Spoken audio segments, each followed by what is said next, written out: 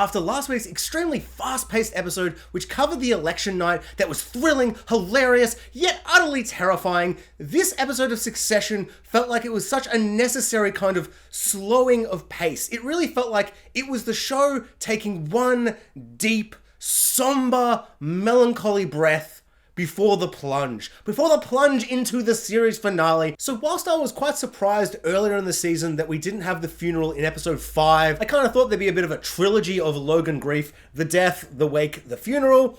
But when you look at the season as a whole now, we haven't got the finale yet, but it's placed to have this big finale where we kind of know where everything's going to begin off.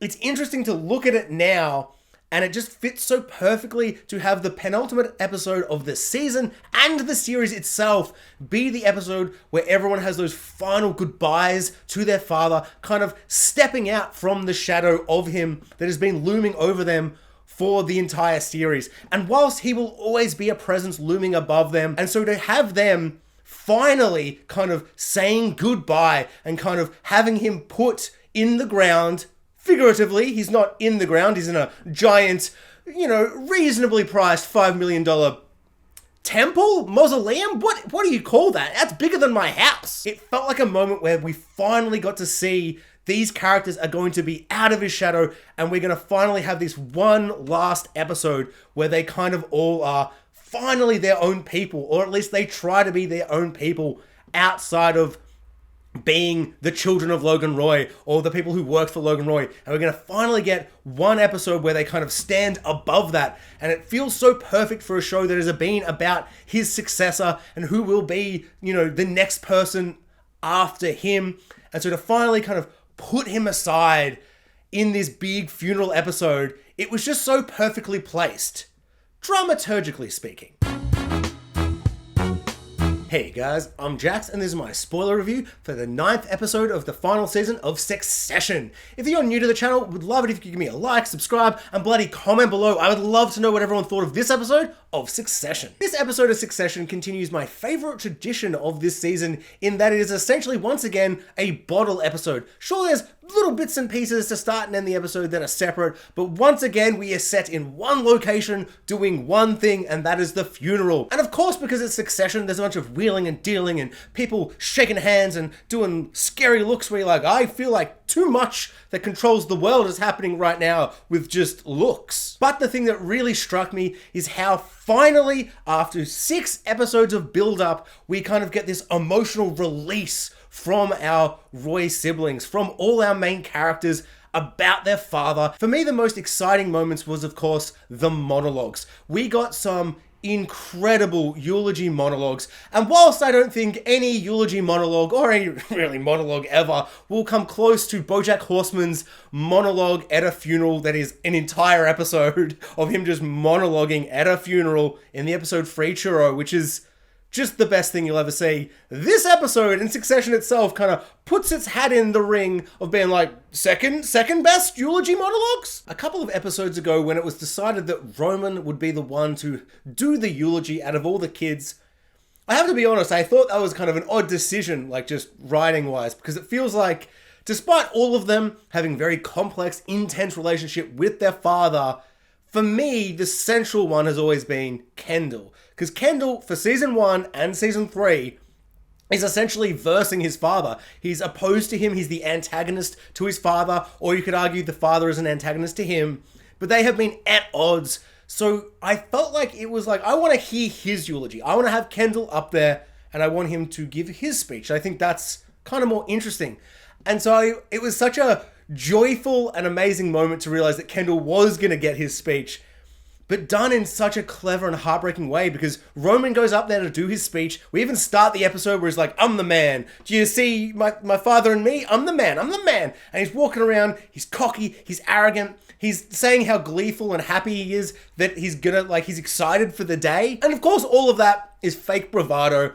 And he's kind of hiding his emotions, because he's been hiding his emotions since the death. He's been the one that feels most affected by it. Yeah, he's shut off his emotions. He's pretending to not feel anything, and he's keeping it all inside as he's slowly kind of got more kind of impulsive and making bad decisions, and he looks like he's going to implode. And then recently He feels like he's kind of come into his own. He's very confident, and he's doing all these things where I'm like, I didn't even realize I needed it, but this emotional breakdown where he just kind of cracks and he's unable to do any part of the speech and he just crumbles and he starts crying.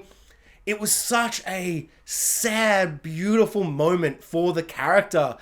And then kind of the horrible twist and irony of it is that finally letting out all these emotions, which is going to feel so much better for him. Is like something he needed to do, is to just let it all out, let the grief and the heartbreak all out. But doing it at this moment, he kind of shows himself to Mencken, who then kind of turns on him by the end of the episode. At least that's how I read it. I don't know if that's what you're meant to kind of read, but it feels like Mencken was all buddies with him. But I feel like that was the moment where he went, hey, that guy is not his father. Logan Roy would never cry at the funeral in front of people and show this sign of weakness. And I don't think it's a sign of weakness. I think it was like, it's why it's such a twisted, horrible little moment, because it's so, I felt cathartic and I felt like good for Roman to finally let it all out. And it's so, like, the acting, just killing it, like so raw and so powerful. And I also love that him and Kendall and Shiv, they're like opposed to each other, especially at the end of last episode. Like, they've never been more opposed. And yet they could all kind of just be together, you know, kind of a truce for the day to just mourn him together. And the fact that she was a part of that, that was really, really sweet and nice. But it's just so, like, oh, it's just so frustrating. Because it's like, they signed a deal with the devil, a Nazi devil, and he doesn't want to see any kind of sign of weakness like that. So they immediately botch it. And it's really, really sad, because it's like, maybe he should have had a cry earlier, just in terms of their business strategy and doing all these things, because they signed the deal with the devil. But I guess that's what happens when you sign a deal with the devil, especially if he's a Nazi devil. He's going to stab you in the back because he doesn't care. He has no morals. And this guy just seems like, he's like, oh, you put me up here, but like, why do I owe you anything now? Which was really kind of brutal, because it's like, at least if they'd like done this thing and he was in their pocket like they kind of thought he would be, I don't know, it's like at least they're going to get the deal crushed and they're going to win. But of course, that was never going to happen as smoothly, because, at least personally, I feel like this is all going to end with like a house of cards crumbling under the weight of just all the nonsense and them not being the Logan that they try and want to be and they feel like they need to be, but then none of them are Logan.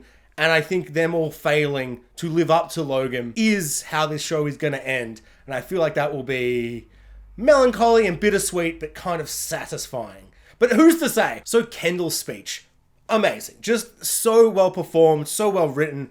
I love how he just starts off by being like, yeah, his brother, that was brutal and mean, but he was a brute. And he kind of starts off and you're like, oh no. Are we getting season 1 and season 3 Kendall, where he's just going to like cut his dad's throat in front of everyone? And then he kind of twists and turns it into, and it's so perfectly kind of mirrors everything that Kendall feels about his father. Like, he loves him and adores him and idolizes him. And he also understands who his dad is, and he hates that about him. But that's also who he is, so it's just so messy and complicated. And the performance and the writing in that scene is just glorious. Like, it's such a well-written moment where you get all the layers of how Kendall feels about his father in one big monologue speech. And it's really, really great to see it after Roman's kind of unable to like say or do anything, and just feels such a perfect way to kind of show us where all these characters are with their father. Like, Roman has always kind of idolized him and felt less kind of dirty and messy about it all. Like, he's never hated his dad the way the others have. So he's the one that is truly broken. He's so scared that his dad is actually there, dead. He's so kind of closed off emotionally. So of course, after building it, like keeping it in and in and in, he just explodes with tears and heartbreak. Whereas Kendall's able to kind of process that emotion and actually give a speech. And then of course, Shiv comes up and kind of gives that different kind of, I don't know, side of being a daughter, not a son, but a daughter to Logan Roy, which of course is just such a different beast. And that was maybe one of Shiv's best moments. Shiv had some really great moments in this. I found it so hard to like her because she's against the boys, against Kendall and Roman this season, and I just like them so much. and it feels like she's against the family. And so I've kind of been a bit annoyed by her just in terms of her siding with Eric from True Blood, who's just a disgusting monster of a man. But this episode, we got some really beautiful moments with her, and the speech was just, like, next level. So good. The moment that Logan's brother steps up and Greg just doesn't, like, stop him. He's like, what am I supposed to do? Take out his legs? And it's like, yeah, what is he gonna do? They're not gonna hold him down and drag him down. Like, if you've let him come, you're gonna have to let him speak. And you know it's gonna, like, not be very, very nice. But I was thinking maybe it's not going to be as bad, and like kind of the twist of the scene will be it's actually quite heartfelt, and you kind of show that he did love his brother in some way, and he's not going to throw him under the bus. But no, he throws him under the bus. It's got to be one of the most hate-filled, spiteful, it was so brutal. Like, everything he's saying in that speech is true. And yet I felt so, like, sad and disgusted. I was like, dude, this is his funeral. Like, there's a time and a place to say these things. And yet I guess saying it whilst he's dead in front of you, in front of all these people, and, like, his, like, kids that are there to mourn. I don't know. It was really, really intense. Like, it was perfectly written, amazingly performed. I don't even think he's appeared in the season yet. So I was quite surprised he hadn't appeared earlier in the season. But then you keep forgetting, or at least I do, that this season has taken place over like a week. And so whilst this episode was very, very emotional, very kind of slow-paced and methodical and just kind of very, very somber, it did have a couple of little cheeky Succession kind of jokes and moments that were very, very funny. The highlight for me was when Shiv is telling her brothers that she is pregnant, and Roman's first thing is like, is it mine? Which is just classic Roman, so disgusting and upsetting, yet so truly very funny. He is so funny. He disgusts me at times, but very, very funny. And they also love how Ken's like, is it Tom's? And she's like, oh, come on, guys. Like, are you kidding me? And it's just such a great little sibling moment. Like, despite how much they hate each other, especially right now, there's always this kind of undercurrent of love and appreciation for each other that feels very true to siblings, where you can be at odds with each other, but it always comes down to you do love each other deep down. And that kind of banter feels very authentic, and it was just really, really funny. Another moment I thought was really, really funny, but kind of sad and upsetting, was that Jerry was talking to the old guard, bloody Carl and Frank, and she was like, so, like, you know, it's sad. Obviously, it's sad. We're at his funeral. Who's kind of glad he's dead? And they're all like, whoa, whoa, whoa. But behind it all, they're like, a little bit. And another moment I really loved was when Frank and Carl are talking to Shiv at the end, and she's like, so, like, let's be real. How, like, was my dad the worst man ever? And they're like, well, I mean, you know, he was a salty dog, but a good egg. What? The most bizarre phrase I've ever heard.